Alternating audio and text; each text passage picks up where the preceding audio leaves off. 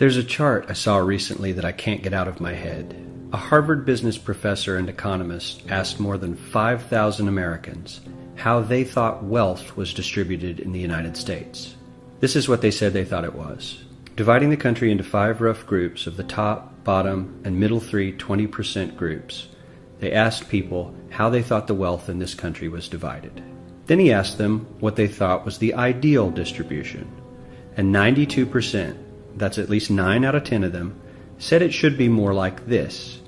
In other words, more equitable than they think it is. Now that fact is telling, admittedly, the notion that most Americans know that the system is already skewed unfairly.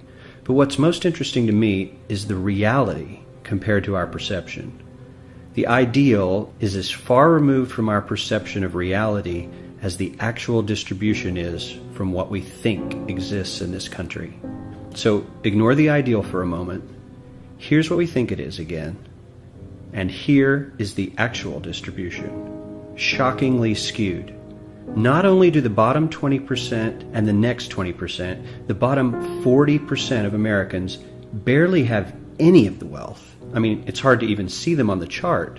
But the top 1% has more of the country's wealth than 9 out of 10 Americans believe the entire top 20% should have. Mind-blowing. But let's look at it another way, because I find this chart kind of difficult to wrap my head around. Instead, let's reduce the 311 million Americans to just a representative 100 people. Make it simple. Here they are. Teachers, coaches, firefighters, construction workers, engineers, doctors, lawyers, some investment bankers, a CEO, maybe a celebrity or two. Now let's line them up according to their wealth. Poorest people on the left, wealthiest on the right, just a steady row of folks based on their net worth. We'll color code them like we did before based on which 20% quintile they fall into. Now let's reduce the total wealth of the United States, which was roughly $54 trillion in 2009, to this symbolic pile of cash. And let's distribute it among our 100 Americans. Well, here's socialism, all the wealth of the country distributed equally. We all know that won't work. We need to encourage people to work and work hard to achieve that good old American dream and keep our country moving forward. So, here's that ideal we asked everyone about. Something like this curve. This isn't too bad. We've got some incentive, as the wealthiest folks are now about 10 to 20 times better off than the poorest Americans. But hey, even the poor folks aren't actually poor, since the poverty line has stayed almost entirely off the chart. We have a super healthy middle class with a smooth transition into wealth. And yes, Republicans and Democrats alike chose this curve. 9 out of 10 people, 92%, said this was a nice, ideal distribution of America's wealth. But let's move on. This is what people think America's wealth distribution actually looks like. Not as equitable, clearly, but for me, even this still looks pretty great.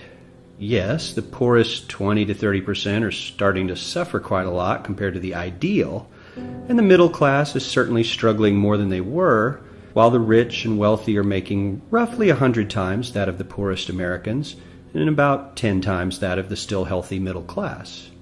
Sadly, this isn't even close to the reality. Here is the actual distribution of wealth in America.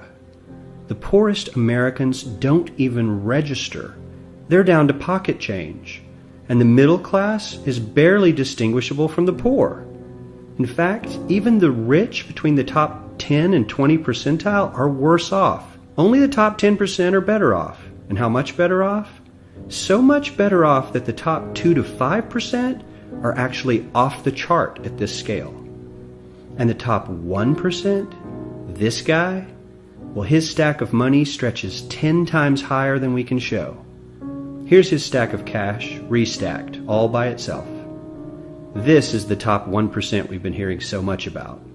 So much green in his pockets that I have to give him a whole new column of his own, because he won't fit on my chart. 1% of America has 40% of all the nation's wealth. The bottom 80%, 8 out of every 10 people, or 80 out of these 100, only has 7% between them. And this has only gotten worse in the last 20 to 30 years.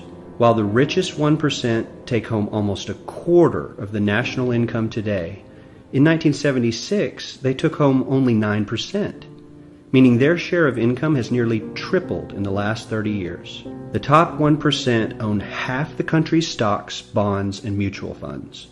The bottom 50% of Americans own only 0.5% of these investments, which means they aren't investing.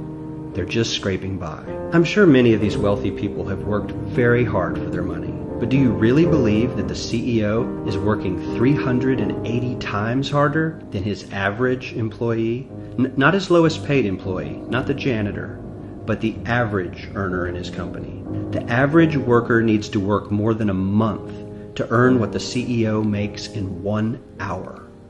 We certainly don't have to go all the way to socialism to find something that is fair for hardworking Americans. We don't even have to achieve what most of us consider might be ideal. All we need to do is wake up and realize that the reality in this country is not at all what we think it is.